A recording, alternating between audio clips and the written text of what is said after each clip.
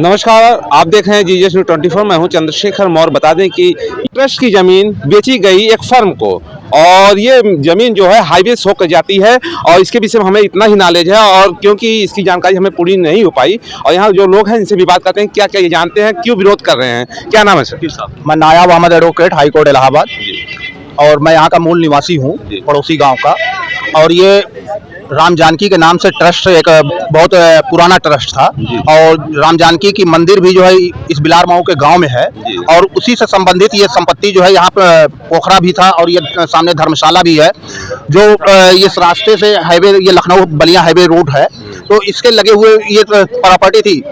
इस प्रॉपर्टी को अवैध तरीके से ट्रस्टी ने, राम जानकी ट्रस्ट का जो प्रबंधक था जो है, और उसने जो है उठा करके इस संपत्ति को जो है अवैध तरीके से जो है रजिस्ट्री कर दिया है किसी मेसर फर्म के नाम से। तो मुर्दा देवी ने जो है रजिस्ट्री किया है, और यहाँ अवैध तरीके से जो है यहाँ पर ये पूरी प्रॉपर्टी को भूमाफियाओं के द्वारा अवैध तरीके से पूरा भीटा वगैरह हटा करके जो है अवैध प्लाटिंग का ये रास्ता बनाया जा रहा है। तो ये अवैध प्लाटिंग हम नहीं होने देंगे, क्योंकि ये राम जानकी की प्रॉपर्टी है, तो राम जानकी में ही रहेगी।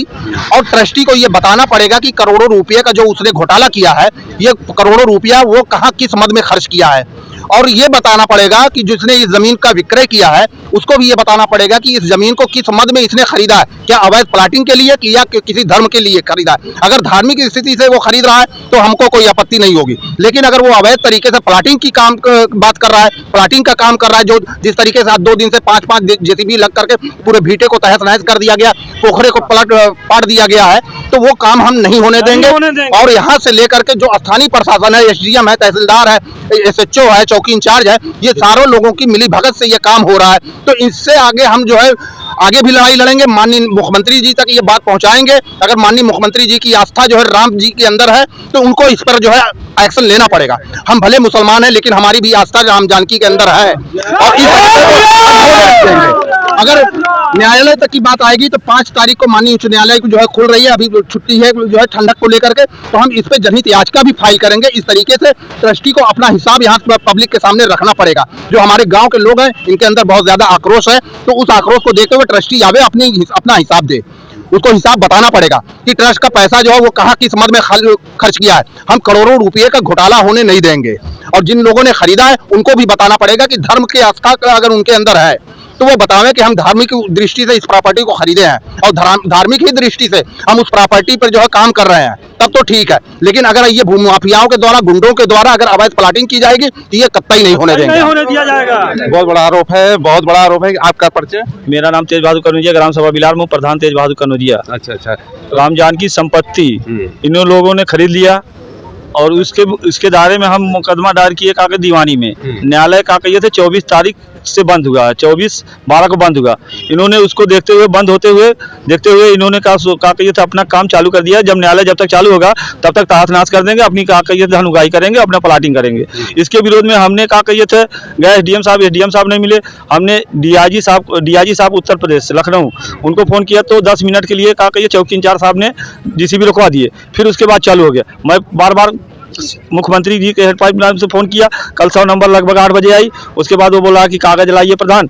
हम के भाई ट्रस्ट की ज़मीन है, कागज़ लाइए, मुकदमा जब दीवानी में चल रहा है तो हम कहाँ से लाग देंगे। अभी जब न्यायालय चालू हो गया तभी हम कहाँ लाग आपको देंगे स्टे, उसके पहले हम नहीं दे पाएंगे, हमारे पास की बात नहीं है। अगर अधिकारी सुन रहे हैं ठीक है, नहीं सुन रहे हैं तो भाई न्यायालय खुलेगा तो हम स्टे लाएंगे, चाहे जैसे लाएंगे। और हमको जान से मारने की धमकी दिया जा रहा है, प्रधान आगे चलोगे तो गोली खाओ, पूरे घर भर को निपटा दूंगा।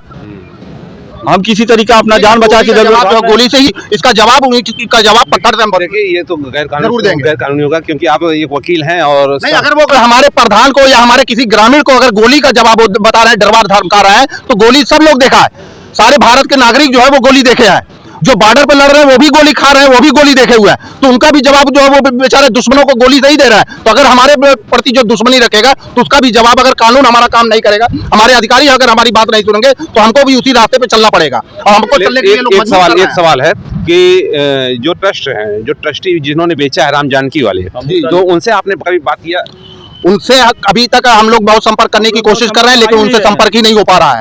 ये जो है श्री राम जानकी प्रबंधक जो उनकी है मुर्दा देवी है, पत्नी छोटे लाल, पुत्री जगन्नाथ की हैं, और ये रहने वाली मुबारकपुर तहसील टांडा की हैं, लेकिन हाल मुकाम उनका भादी में है, तहसील सागन में वो रह रही हैं। आज तक उनसे हम लोग संपर्क करने की कोशिश कर रहे हैं, लेकिन वो जो है आ नहीं रही है सामने पे, मौके पे बताने के लिए। वो मौके पे बताने के लिए आ नहीं रहे कि हमने ट्रस्ट की जमीन को अगर बेचा है तो वो पैसा हम किस मद में खर्च किए हैं। तो अगर ट्रस्ट की जमीन अगर वो ट्रस्ट के काम के लिए बेचे, राम जानकी के काम के लिए बेचा है, तो वो आकर के गांव के सामने उस बात को रखें कि हमने जो है राम जानकी की प्रॉपर्टी को अगर बेचा है तो राम जानकी की है, उसमें हमने खर्च किया है, तो वो बता दे कि कितनी जमीन होगी, कितनी जमीन होगी। ये लगभग आप देखिए, ये रकबा करीब जो है ये 6 बीघा का रकबा है। राष्ट्रीय राजमार्ग से ये लगा हुआ 6 बीघा का रकबा है, और इन्होंने जो बैनामा किया है, बैनामे में भी इस टाइम की चोरी की है। ये बता रहे हैं कि राष्ट्रीय राजमार्ग से 200 मीटर अंदर है प्रॉपर्टी, जो कि राष्ट्रीय राजमार्ग से एकदम प्रॉपर्टी सटी हुई है। चकमार्ग 3 तरफ से लगा हुआ है, बता रहे हैं कि चकमार्ग जो है से जो है 200 मीटर अंदर है, चकमार्ग भी एकदम सटा हुआ है। तो हर तरफ से काम ये जो है अवैध तरीके से हो रहा है, ये अवैध प्लाटिंग हो रही है भूमाफियाओं के द्वारा, तो इस काम को हम नहीं होने देंगे। क्या कर रहे हैं आप? मैं धर्मेंद्र यादव कटार के रहने वाला हूँ, समाज सेवी हूँ। ये राम जानकी की ज़मीन है ट्रस्टियन, इस पे भूमाफियाओं द्वारा अवैध कब्जा किया जा रहा है प्लाट काटने की नीयत से। और हमारे गांव के प्रधान और बिलार मऊ ग्राम सभा में पड़ती वहाँ के प्रधान कनौजिया जी हैं, वो आए तो यहाँ के कुछ गुंडे लोग उनको जान से मारने की धमकी देने लगे, और काम भी नहीं रोके। 2 दिन से लगातार ये लोग काम कर रहे हैं, 4-5 जेसीबी लगा के। प्रशासन की सहायता इन्होंने डीएम, एसपी और स्थानीय प्रशासन को फ़ोन किया, लेकिन काम रुका नहीं। काम ये लोग ज़बरदस्ती कर रहे हैं, कह रहे हैं हम लोग करेंगे काम, जिसको जहाँ जाना हो जाके कर ले। हम शासन प्रशासन को मैनेज कर लिए हैं। तो ये तमाम लोग और पीछे लोग आए हुए हैं, तो उनसे भी बात करेंगे, अभी आ रहे हैं। क्या नाम है सुन, क्या नाम है आपका? यादव। अच्छा, तो किस क्या है यहाँ, क्या मामला है, कुछ जानकारी है आपको?